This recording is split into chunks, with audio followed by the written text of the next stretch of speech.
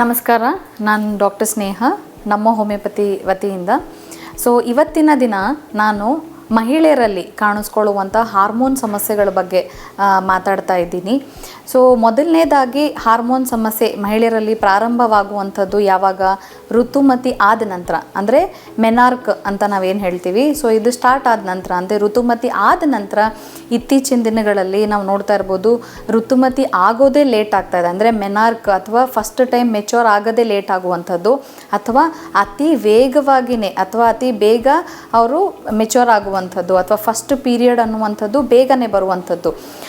ಇದಕ್ಕೆ ಕಾರಣಗಳು ಸಾಕಷ್ಟು ಇವೆ. ಇತ್ತೀಚಿನ ದಿನಗಳಲ್ಲಿ ಏನಾಗ್ತದೆ ಅಂದರೆ 9 ವರ್ಷದ ಹುಡುಗಿ ಆಗಿರ್ಬೋದು, 10 ವರ್ಷದ ಹುಡುಗಿ ಆಗಿರ್ಬೋದು, ಇವರಲ್ಲೇ periods, first time periods start ಆಗ್ತಾ ಇದೆ.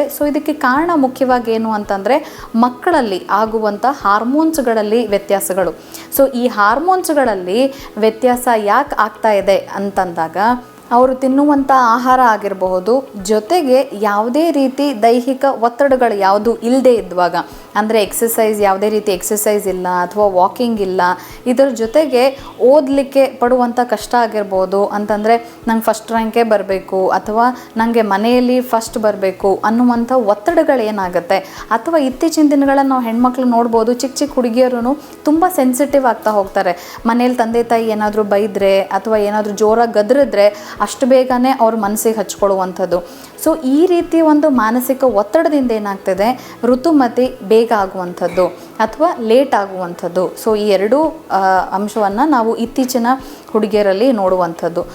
ಇದರ ಹೊರತಾಗಿ ನಾವು ನೋಡುವಂಥದ್ದು ಮುಟ್ಟಿನ ಸಮಸ್ಯೆಗಳು. ಅಂದರೆ ಒಂದು ಸತಿ ಋತುಚಕ್ರ ಪ್ರಾರಂಭವಾಯಿತು ಅಂತಂದಾಗ ಮುಟ್ಟಿನ ಸಮಸ್ಯೆಗಳು ಅಂತಂದಾಗ ಏನಾಗುತ್ತೆ, ಮುಟ್ಟು ಲೇಟ್ ಆಗುವಂಥದ್ದು. ಅಂದರೆ ಜನರಲಿ ನಾವು 28 ದಿನದಿಂದ 32 ದಿನದವರೆಗೂ ಪ್ರತಿ ತಿಂಗಳು ಮುಟ್ಟಾಗಬೇಕಾಗತ್ತೆ. ಅದರ ಬದಲಾಗಿ 35 ದಿನ ಅಥವಾ 45 ದಿನ ಅಥವಾ ಕೆಲವೊಬ್ಬರಲ್ಲಿ 2 ತಿಂಗಳು 5 ತಿಂಗಳಾದ್ರೂ ಮುಟ್ಟು ಆಗದೇ ಇರುವಂಥದ್ದು, ಅಥವಾ 15 ದಿನಕ್ಕೆ 10 ದಿನಕ್ಕೇ ಪದೇ ಪದೇ ಬ್ಲೀಡಿಂಗ್ ಆಗುವಂಥದ್ದು, ಪೀರಿಯಡ್ಸ್ ಆಗುವಂಥದ್ದು. ಈ ರೀತಿ ಸಮಸ್ಯೆಗಳು ಇದ್ದಾಗ, ಮುಟ್ಟಿನ ಸಮಸ್ಯೆಗಳಿದ್ದಾಗ ಸಾಕಷ್ಟು ಸತಿ ನಾವೇನು ಅಂದ್ಕೊಳ್ತೀವಿ ಅಂತಂದರೆ, ಅಥವಾ ಸುಮಾರು ಜನ ಹೇಳುವಂಥದ್ದೇನು ಅಂತಂದರೆ, ಮದುವೆ ಆದ ನಂತರ ಋತುಚಕ್ರ ಕರೆಕ್ಟ್ ಆಗಿಬಿಡುತ್ತೆ ಅನ್ನುವಂಥದ್ದು. ಋತುಚಕ್ರ ಮದುವೆ ಆದ ನಂತರ ಇನ್ನಷ್ಟು ಮುಟ್ಟಿನ ಸಮಸ್ಯೆಗಳು ಹೆಚ್ಚಾಗಿ ಕಾಣಿಸ್ಕೊಳ್ಳುವಂಥದ್ದು ನಾವು ನೋಡ್ತಾ ಇದ್ದೀವಿ. ಯಾಕಂದರೆ ಮದುವೆ ಆದ ನಂತರ ಏನಾಗುತ್ತೆ, ಸಾಕಷ್ಟು ಬೇರೆ ರೀತಿ ಹಾರ್ಮೋನ್ಸ್ಗಳು ಉತ್ಪತ್ತಿ ಆಗ್ತಾ ಹೋಗುತ್ತೆ. ಜೊತೆಗೆ ಮದುವೆಗಿಂತ ಮುಂಚೆನೇ, ಅಂದರೆ ಋತುಮತಿ ಆದ ನಂತರ ಋತುಚಕ್ರ ಕರೆಕ್ಟಾಗಿ ಇರಲಿಲ್ಲ ಅಂತಂದಾಗ PCOD ಸಮಸ್ಯೆ ಆಗಿರ್ಬೋದು, ಗರ್ಭಕೋಶದಲ್ಲಿ ಗಡ್ಡೆಗಳಾಗಿರ್ಬೋದು, ಅಥವಾ ಗರ್ಭಕೋಶದಲ್ಲಿ 3 ಪದರಗಳಿರುತ್ತೆ, ಅವುಗಳಲ್ಲಿ 2 ಪದರಗಳು ಇನ್ ಕೇಸ್ ಏನಾದರೂ ಅಂಟ್ಕೊಂಡಿತ್ತು, ಅದಕ್ಕೆ ನಾವು ಎಂಡೋಮೆಟ್ರಿಯೋಸಿಸ್ ಅಂತ ಹೇಳ್ತೀವಿ, ಅಡಿನೋಮಯೋಸಿಸ್ ಅಂತ ಹೇಳ್ತೀವಿ. ಗರ್ಭಕೋಶದಲ್ಲಿ ಗಡ್ಡೆಗಳು ಅಷ್ಟೇ ಅಲ್ಲದೆ ಗರ್ಭಕೋಶದ ಮೇಲ್ಭಾಗದಲ್ಲಿ ಕೂಡ ಗಡ್ಡೆಗಳಾಗುವಂಥದ್ದು. ತದನಂತರ ಇದೇನಾಗುತ್ತೆ, ಸಂತಾನಹೀನತೆ ಅಥವಾ ಇನ್ಫರ್ಟಿಲಿಟಿ ಆಗುವಂಥದ್ದು. ಮದುವೆಗಿಂತ ಮುಂಚೆನೇ ಋತುಚಕ್ರದಲ್ಲಿ ವ್ಯತ್ಯಾಸ ಆಗ್ತಾ ಇತ್ತು ಅಂತಂದರೆ ಆಗನೇ ಅದಕ್ಕೆ ಚಿಕಿತ್ಸೆ ತೆಗೆದುಕೊಳ್ಳೋದು ಅಂಥದ್ದು ಬಹಳ ಇಂಪಾರ್ಟೆಂಟ್ ಆಗ್ತಾ ಹೋಗುತ್ತೆ. ಜೊತೆಗೆ ಋತುಮತಿ ಆದ ನಂತರ ಮುಟ್ಟಿನ ಸಮಸ್ಯೆಗಳು ಹೆಚ್ಚು ಕಡಿಮೆ ಆಗ್ತಿತ್ತು, ಹಾರ್ಮೋನ್ಸ್ಗಳಲ್ಲಿ ಇಂಬ್ಯಾಲೆನ್ಸ್ ಆಗ್ತಿತ್ತು ಅಂತಂದಾಗ ಹೆಣ್ಮಕ್ಳಲ್ಲಿ ನಾವು ನೋಡುವಂಥದ್ದು ಚಿಕ್ಕ ಪುಟ್ಟ ವಿಷಯಗಳಿಗೆ ತುಂಬ ಕೋಪ ಮಾಡ್ಕೊಳ್ಳುವಂಥದ್ದು, ಬೇಜಾರಾಗುವಂಥದ್ದು, ಭಯ ಪಡುವಂಥದ್ದು, ಗಾಬರಿ ಆಗುವಂಥದ್ದು, ಸಣ್ಣ ಪುಟ್ಟ ವಿಷಯಗಳಿಗೆ ತುಂಬ ಬೇಗ ಅಳುವಂಥದ್ದು. ಈ ರೀತಿ ಇದ್ದಾಗ ಏನಾಗುತ್ತೆ ಅಂತಂದರೆ, ಸೆನ್ಸಿಟಿವಿಟಿ ಹೆಚ್ಚಾದಾಗ ಈ ಲಕ್ಷಣಗಳು ನಾವೇನಂತೀವಿ, ಎಲ್ಲ ಹೆಣ್ಮಕ್ಳಲ್ಲೂ ಇದು ಕಾಮನ್ ಅಂತ ಅನ್ಕೋತೀವಿ. ಬಟ್ ಈ ಲಕ್ಷಣಗಳು ಕಾಣಿಸ್ಕೊಳ್ತಾ ಇತ್ತು ಅಂತಂದರೆ ನಿಮ್ಮಲ್ಲಿ ಹಾರ್ಮೋನ್ ಇಂಬ್ಯಾಲೆನ್ಸ್ ಆಗ್ತಿದೆ ಅಂತ ಅರ್ಥ. ಜೊತೆಗೆ ಮುಟ್ಟು ಬರೋಕ್ಕಿಂತ ಮುಂಚೆ ಆಗಿರಬಹುದು ಅತಿ ಹೆಚ್ಚಾಗಿ ಇರಿಟೇಷನ್ ಆಗುವಂಥದ್ದು, ಕೋಪ ಬರುವಂಥದ್ದು, ಭಯ ಆಗ್ತಿತ್ತು. ಜೊತೆಗೆ ಮುಟ್ಟು ಆದ ನಂತರ, ಅಂದರೆ ಬ್ಲೀಡಿಂಗ್ ಆದ ನಂತರ ಈ ಎಲ್ಲ ಲಕ್ಷಣಗಳು, ಇರಿಟೇಷನ್ ಆಗುವಂಥದ್ದು, ಕೋಪ ಬರುವಂಥದ್ದು, ಭಯ ಆಗುವಂಥದ್ದು ಕಡಿಮೆ ಆಗ್ತಾ ಇತ್ತು ಅಂತಂದಾಗ, ಈ ಲಕ್ಷಣಗಳು ನಿಮ್ಮಲ್ಲಿ ಕಾಣಿಸ್ಕೊಳ್ತಾ ಇತ್ತು ಅಂದರೆ ಇದು ಕೂಡ ಹಾರ್ಮೋನ್ಸಲ್ಲಿ ಇಂಬ್ಯಾಲೆನ್ಸ್ ಆಗ್ತಿದೆ ಅಂತ ಅರ್ಥ. ಇದು ಆದ ನಂತರ ನಾವು ನೋಡುವಂಥದ್ದು ಮುಟ್ಟಿನ ಸಮಯ, ಅಂದರೆ ಮುಟ್ಟು ನಿಲ್ಲುವಂಥ ಸಮಯ, ಅದಕ್ಕೆ ನಾವು ಮೆನೋಪಾಸ್ ಅಂತ ಹೇಳ್ತೀವಿ, ಋತುಬಂಧ ಅನ್ನುವಂಥದ್ದು. ಈ ಟೈಮಲ್ಲಿ ಕೂಡ ಹಾರ್ಮೋನ್ಸ್ಗಳಲ್ಲಿ, ಅಂದರೆ ಅಂಡಾಶಯದಿಂದ ಉತ್ಪತ್ತಿ ಆಗುವಂಥ ಹಾರ್ಮೋನ್ಸು, ಜೊತೆಗೆ ಇಂಪಾರ್ಟೆಂಟ್ ಮೆದುಳಲ್ಲಿ ಉತ್ಪತ್ತಿ ಆಗುವಂಥ ಹಾರ್ಮೋನ್ಸು, ನಮ್ಮ ಥೈರಾಯ್ಡ್ ಹಾರ್ಮೋನ್ಸು, ಇವೆಲ್ಲವೂ ವ್ಯತ್ಯಾಸ ಆದಾಗ ಏನಾಗುತ್ತೆ, ಮುಟ್ಟು ನಿಲ್ಲುವಂಥ ಸಮಯದಲ್ಲಿ ಕೂಡ ಅತಿ ಹೆಚ್ಚಾಗಿ ಬೆವರು ಬರುವಂಥದ್ದು, ಅಥವಾ ಚಿಕ್ಕ ಪುಟ್ಟ ವಿಷಯಗಳಿಗೆ ಭಯ ಗಾಬರಿ ಆಗುವಂಥದ್ದು, ಎದೆ ಬಡಿತ ರಕ್ತದೊತ್ತಡ ಹೆಚ್ಚಾಗುವಂಥದ್ದು ಅಥವಾ ಉಬ್ಬಸ ಬರುವಂಥದ್ದು, ಆಮೇಲೆ ಮುಟ್ಟು ನಿಲ್ಲುವಂಥ ಸಮಯದಲ್ಲಿ ತೂಕ ಹೆಚ್ಚಾಗುವಂಥದ್ದು. ಸೊ ಈ ಎಲ್ಲ ಲಕ್ಷಣಗಳು ಏನಾಗುತ್ತೆ ಅಂದರೆ ಋತುಬಂಧ ಅಂದರೆ ಮೆನೋಪಾಸ್ ಆಗುವಂಥ ಟೈಮಲ್ಲಿ ಈ ಎಲ್ಲ ಸಮಸ್ಯೆಗಳು ಕಾಣಿಸ್ಕೊಳ್ತಾ ಹೋಗ್ತಾ ಇರುತ್ತೆ.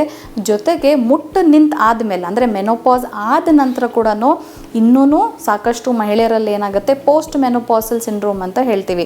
ಅಂದರೆ ಮುಟ್ಟು ನಿಂತು ಆದಮೇಲೆ ಕೂಡ ಇದ್ದಕ್ಕಿದ್ದಂಗೆ ಬೆವರು ಬರುವಂಥದ್ದು, ಸ್ವಲ್ಪ ಓಡಾಡಿದ್ರೂ ಸುಸ್ತಾಗುವಂಥದ್ದು, ಆಯಾಸ ಆಗುವಂಥದ್ದು, ತೂಕದಲ್ಲಿ ವ್ಯತ್ಯಾಸ ಆಗುವಂಥದ್ದು, ಮೂಳೆಗಳಲ್ಲಿ ಶಕ್ತಿ ಕಡಿಮೆ ಆಗುವಂಥದ್ದು, ಮಂಡಿ ನೋವು ಅಥವಾ ಭುಜ ನೋವು, ಮೊಣಕೈ ನೋವು, ಕೈ ಬೆರಳುಗಳ ನೋವು.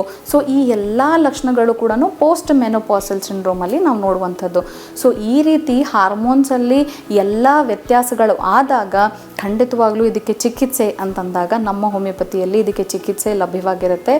ಯಾವುದೇ ಹಾರ್ಮೋನ್ಸಲ್ಲಿ ವ್ಯತ್ಯಾಸ ಆಗ್ತಾ ಇತ್ತು, ಗರ್ಭಕೋಶದ ಹಾರ್ಮೋನ್ಸ್ ಆಗಿರ್ಬೋದು, ಅಂಡಾಶಯದ ಹಾರ್ಮೋನ್ಸ್ ಆಗಿರ್ಬೋದು, ಮೆದುಳಲ್ಲಿ ಇರುವಂಥ ಆ್ಯಂಟೀರಿಯರ್ ಪಿಟ್ಯೂಟರಿ, ಪೋಸ್ಟೀರಿಯರ್ ಪಿಟ್ಯೂಟರಿ ಅಲ್ಲಿ ಉತ್ಪತ್ತಿ ಆಗುವಂಥ ಹಾರ್ಮೋನ್ಸ್ ಆಗಿರ್ಬೋದು, ಅಥವಾ ಥೈರಾಯ್ಡ್ ಹಾರ್ಮೋನ್ಸ್ ಆಗಿರ್ಬೋದು, ಅಥವಾ ಸಂತಾನಹೀನತೆಗೆ ಕಾರಣವಾಗಿರುವಂಥ ಹಾರ್ಮೋನ್ಸ್ ಆಗಿರ್ಬೋದು, ಇವೆಲ್ಲವನ್ನು ನೈಸರ್ಗಿಕವಾಗಿ ಬ್ಯಾಲೆನ್ಸ್ ಮಾಡಲಿಕ್ಕೆ ನಾವು ಹೋಮಿಯೋಪತಿ ಮೆಡಿಸಿನ್ಸನ್ನು ಅಥವಾ ಹೋಮಿಯೋಪತಿ ಚಿಕಿತ್ಸೆಯನ್ನು ಕೊಡ್ತಾ ಇದ್ದೀವಿ. ಸೊ ಸಾಕಷ್ಟು ಜನರಿಗೆ ಈ ಹಾರ್ಮೋನ್ ಅಲ್ಲಿ ಇಂಬ್ಯಾಲೆನ್ಸ್ ಆದಾಗ PCOD ಸಮಸ್ಯೆ, ಥೈರಾಯ್ಡ್ ಸಮಸ್ಯೆಗಳಾಗಿರ್ಬೋದು, ಅಥವಾ ಈ PCOD ಥೈರಾಯ್ಡ್ ಸಮಸ್ಯೆಗಳಿಗೆ ಕರೆಕ್ಟಾಗಿ ಚಿಕಿತ್ಸೆ ಆಗದೇನೆ ಬೇರೆ ರೀತಿ ಕಾಂಪ್ಲಿಕೇಶನ್ಸ್ ಅಂದರೆ ಮೂಳೆಗಳ ಶಕ್ತಿ ಕಡಿಮೆ ಆಗುವಂಥದ್ದು, ಸಂತಾನಹೀನತೆ ಸಮಸ್ಯೆ ಆಗುವಂಥದ್ದು, ಅಥವಾ ಡಯಾಬಿಟೀಸ್ ಮಧುಮೇಹ ಬರುವಂಥದ್ದು, ಹೈಪರ್ ಟೆನ್ಷನ್ ಅಥವಾ ಹೈ BP ಆಗುವಂಥದ್ದು, ಈ ಎಲ್ಲ ರೀತಿ ಕಾಂಪ್ಲಿಕೇಶನ್ಸ್ನ ಕೂಡ ತಡೆಗಟ್ಟಲಿಕ್ಕೆ ನಮ್ಮ ಹೋಮಿಯೋಪತಿ ಚಿಕಿತ್ಸೆ ಲಭ್ಯವಾಗಿರುತ್ತೆ. ಖಂಡಿತವಾಗ್ಲೂ ಯಾರೇ ಆಗಿರಲಿ ಹೋಮಿಯೋಪತಿ ಮೆಡಿಸಿನ್ಸ್ನ ಖಂಡಿತವಾಗ್ಲೂ ಉಪಯೋಗಿಸ್ಕೋಬೋದು. ಜೊತೆಗೆ ಶಾಶ್ವತವಾದ ಒಂದು ಪರಿಹಾರ ಎಲ್ಲ ಥರದ ಹಾರ್ಮೋನ್ ಇಂಬ್ಯಾಲೆನ್ಸ್ ಇರೋರಲ್ಲಿ, ಅಂದರೆ ಋತುಮತಿ ಆದ ನಂತರ ಆಗಿರ್ಬೋದು, ಅಥವಾ ಮುಟ್ಟಿನ ಸಮಸ್ಯೆ ಇರೋರಾಗಿರ್ಬೋದು, ಜೊತೆಗೆ ಮೆನೋಪಾಸ್ ಆದಾಗ ಅಥವಾ ಪೋಸ್ಟ್ ಮೆನೋಪಾಸಲ್ಲಿ ಕೂಡ ಪ್ರಾಬ್ಲಮ್ಗಳಾದಾಗ ಖಂಡಿತವಾಗ್ಲೂ ಹೋಮಿಯೋಪತಿ ಚಿಕಿತ್ಸೆನ ಅಳವಡಿಸ್ಕೊಳ್ಬೋದು. ಧನ್ಯವಾದಗಳು.